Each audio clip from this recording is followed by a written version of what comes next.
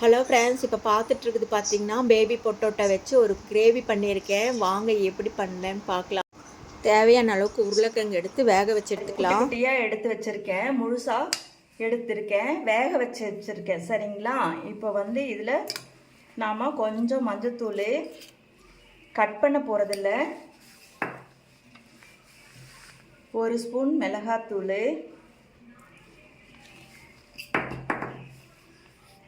கொஞ்சம் சால்ட்டு போட்டு நல்லா கிளறிக்கலாம். அப்புறம் இது என்ன பண்ணணும்னா குத்தி குத்தி விடணும்.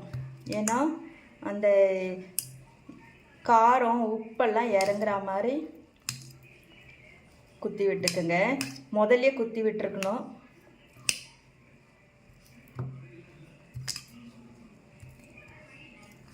இந்த மாதிரி எடுத்து இப்படி குத்தி விட்டுக்கோங்க.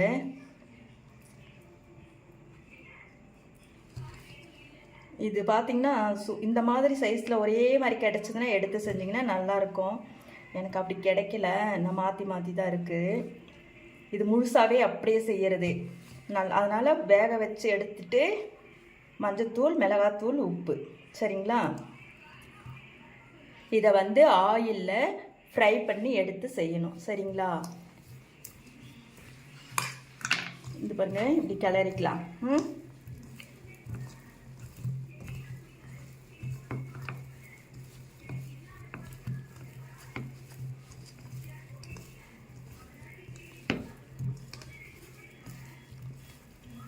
இதை இப்போ ஆயிலில் ஃப்ரை பண்ணிவிட்டு அதுக்கப்புறம் கிரேவி ரெடி பண்ணிக்கலாம். சரிங்களா? பாருங்கள், வடச்சட்டியில் எண்ணெய் விட்டுருக்கேன், காயிட்டும். இந்த பொட்டோட்டாவை நாம் வந்து சும்மா ஒரு வாட்டி ஃப்ரை பண்ணி எடுத்துக்கலாம். பாருங்கள், எண்ணெய் காஞ்சிருச்சு, பொட்டோட்டாவை போட்டு எடுத்துக்கலாம்.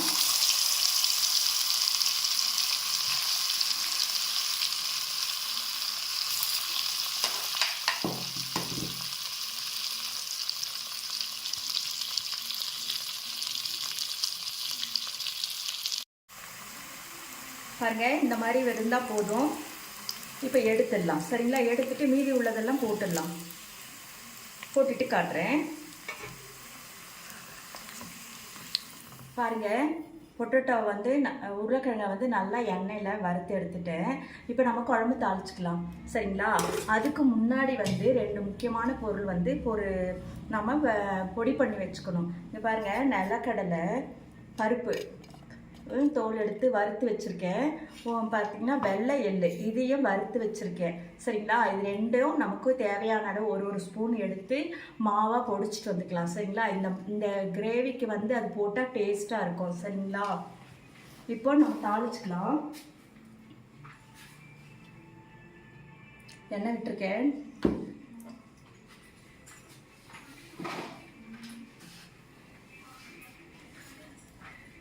கொஞ்சம் சோம்பு,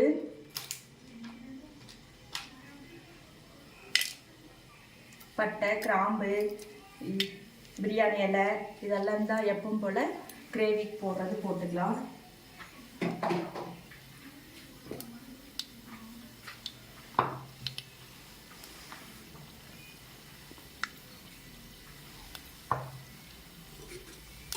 பாருங்க, ஆனியனை மிக்சியில் ஒரு சுற்றி கொண்டு வந்திருக்கேன். சரிங்களா?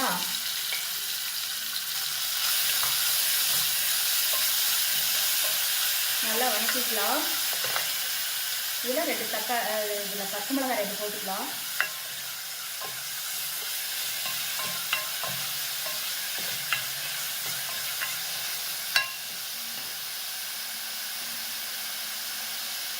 தேவையான அளவு உப்பு போட்டுக்கலாம்.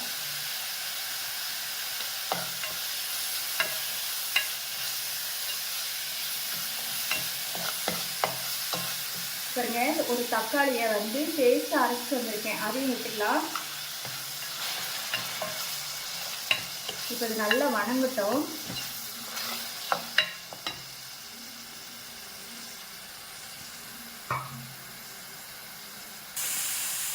சரியா வணங்கிருச்சு.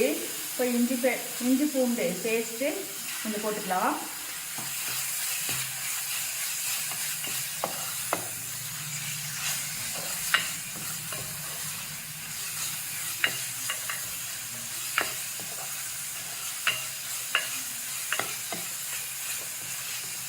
இப்போது இதில் மசாலா தூளெல்லாம் கலந்துக்கலாம்.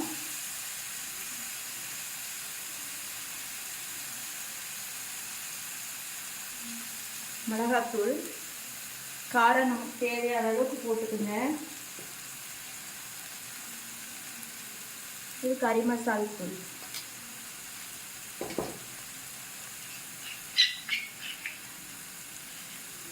மஞ்சத்தூள்,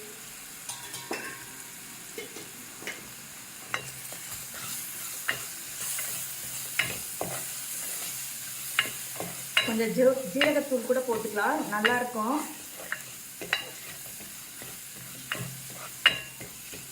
இப்போ இதில் பார்த்தீங்கன்னா மெயினான இது வந்து தயிர். இந்த இதில் தயிர் கலந்துக்கலாம். நான் நல்லாவே ஒரு 2 ஸ்பூன்ஸ் நிறைய எடுத்து வச்சுருக்கேன்.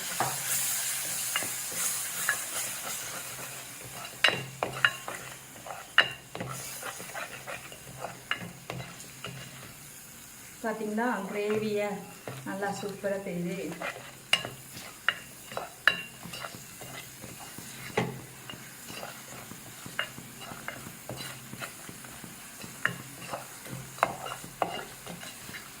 இப்போது நம்ம தேவையான அளவுக்கு தண்ணி விட்டுக்கலாம். சரிங்களா?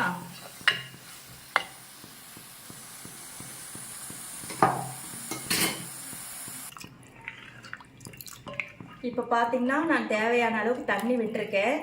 இப்போ உப்பு காரம் எல்லாம் பார்த்துக்கோங்க. பார்த்துட்டு ஒரு கொதி வந்தோடனே நம்ம உருளைக்கிழங்க போட்டுக்கலாம். சரிங்களா?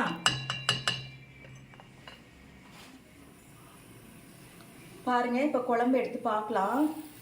குழம்பு நல்லா கொதிச்சுட்டு இருக்கு. நான் உப்பு கம்மியாக இருக்குன்னு உப்பு போட்டேன்.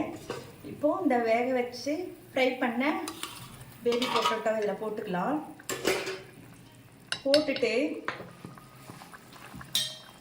சாட் மசாலான்னு சொல்லுவாங்கள்ல, அது ஒரு ஸ்பூன் போட்டுக்கலாம்.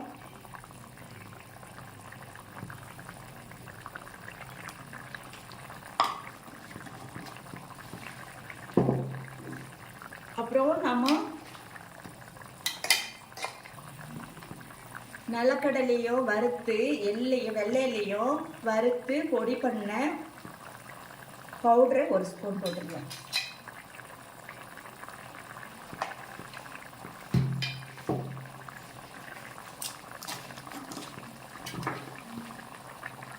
மல்லித்தழை, இது கஸ்தூரி மேத்தி,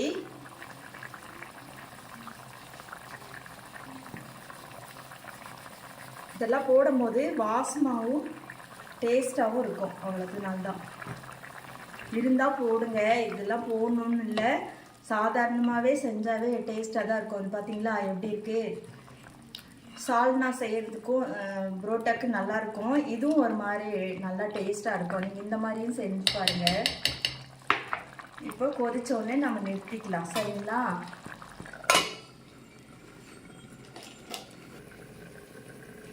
பாருங்க, குழம்பு ரெடி ஆயிடுச்சான்னு பார்க்கலாம்.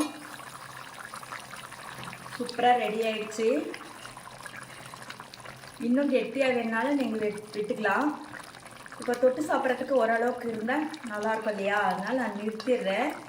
நிறுத்திட்டு கோதுமை மாவு புரோட்டா போட்டுக்கலாம். சரிங்களா?